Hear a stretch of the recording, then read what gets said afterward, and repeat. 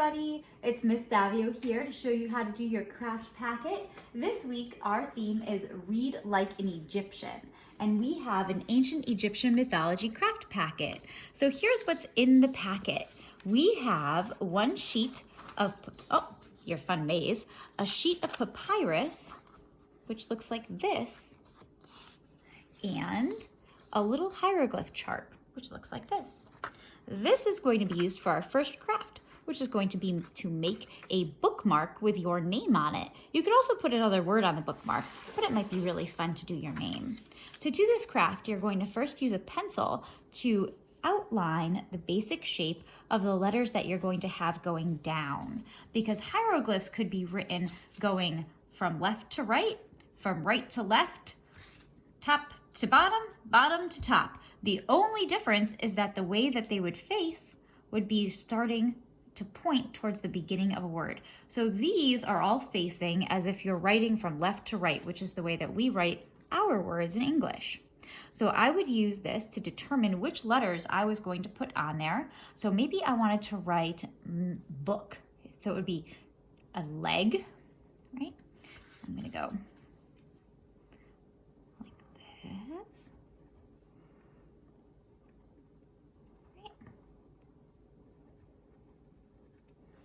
See? And then this crazy letter is an O. And then I would trace that on here. And after I got done with all of my letters, I would then take some markers, and markers look really nice on papyrus. Now these colors on this chart are just suggestions. You can make yours any color you would like. So you can select your color. I'm gonna make the leg, I think a green would stand out nicely on the papyrus. Right? And you're just going to trace over it.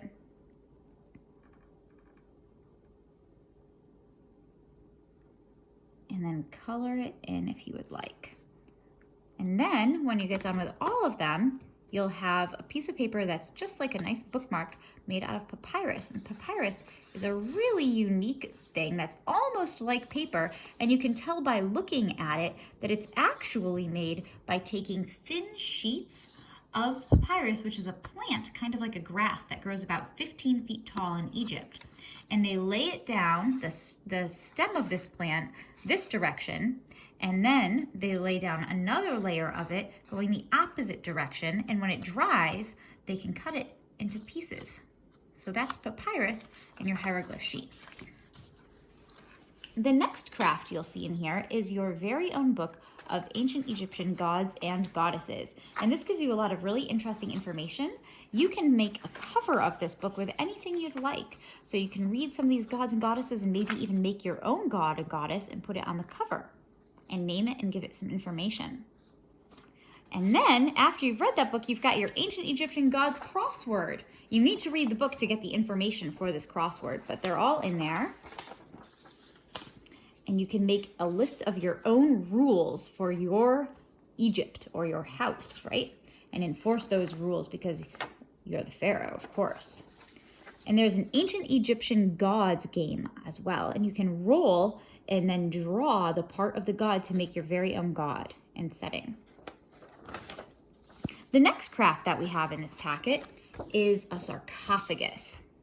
And this one is a lot of fun because you'll be able to make a very small box that looks like a sarcophagus to protect your special things.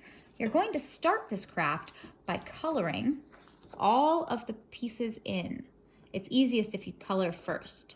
I'm not going to take the time right now to color it so that you can have an idea of what you're going to do next. So after you color it, you're then going to cut very carefully on all of the outlined thick black lines.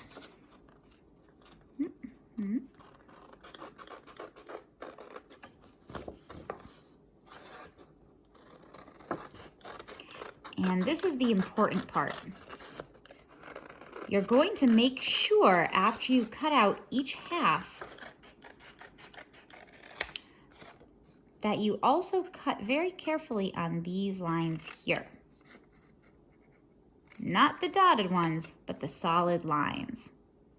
And after you cut on both sides, the top and the bottom of the sarcophagus on these solid lines, you'll then be able to fold your sarcophagus shape into a three-dimensional form. Okay? So you're going to fold with your sarcophagus print on the table. You're going to carefully fold it on those dotted lines. There we go. Nice and firm and stiff there. Now it stands up. So you're going to go along on all of the sides of your sarcophagus.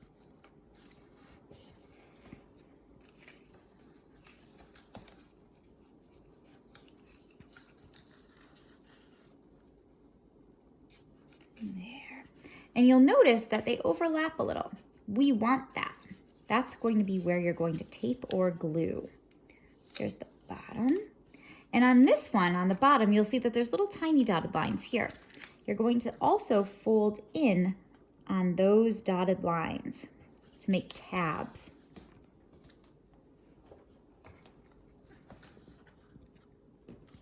And the same thing with the top.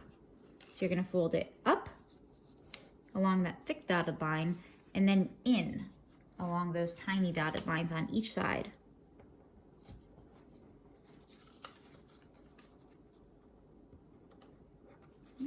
So now you're going to start with the top or the bottom, and you're going to fold the side up to meet it, and you can take either tape or glue. I have a little bit of tape right here, so I'm going to use that, but glue works just fine as well.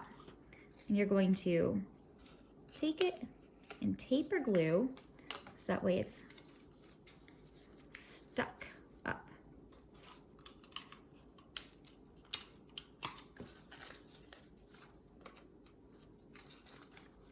So I'm going to go to the bottom and tape the bottom.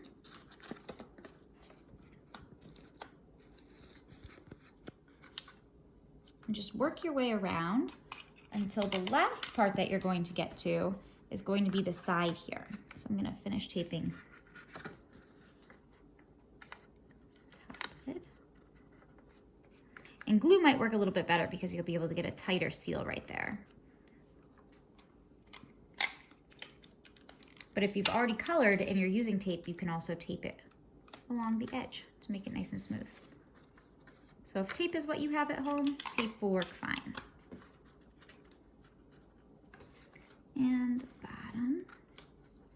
There we go. And then the last part you're going to tape is going to be this part with the side. And that way you can adjust to make sure that you have it so that it's laying flat on the bottom. And once you do that for both the bottom and the top of the sarcophagus, you'll have a box that fits together. And then you can put things inside of it and nobody will want to go into your sarcophagus because there could be a curse on it. So that is how you make your sarcophagus.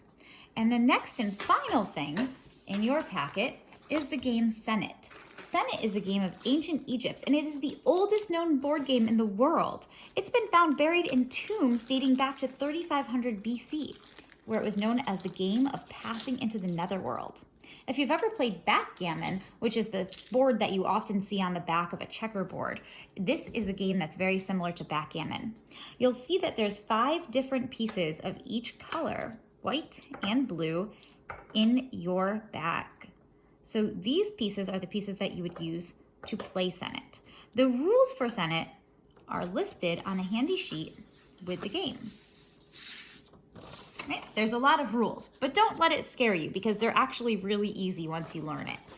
And then on this side, you'll see the basics. So this gives you a really quick way of learning. There's one thing that you need to do before you start playing, and that is to color your counting sticks. In Egypt, they didn't have dice, so they used sticks to know how many people were able to move in the game of Senet. And you'll see that there are 4 popsicle sticks in your envelope. You're going to color one side of the popsicle sticks. So you're going to want each stick to have one side that's plain wood and one side that gets colored. Let's see. You can use these sticks to make designs, or you can just have it be a plain color. And each one can be different or the same. So you could do a pattern on them,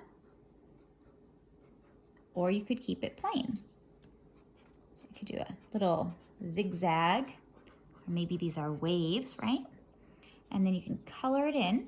so that it's really obvious that they are colored on one side.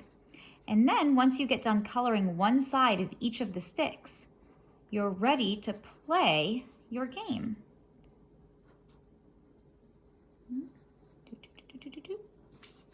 And I could color the other half of this a different color.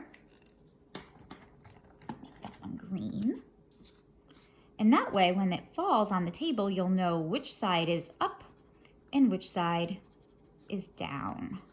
So if this side faces up, it counts as 1. And when you hold all 4 sticks in your hand at once and you drop them onto the table, however many have the pattern side facing up are how many spaces you get to move in the game. So if I hold this in my hand, the other ones, oh, if they were all colored and facing like that on one side, then we would know that I had 0. I'll miss a turn, right? No sticks have a pattern, I miss a turn.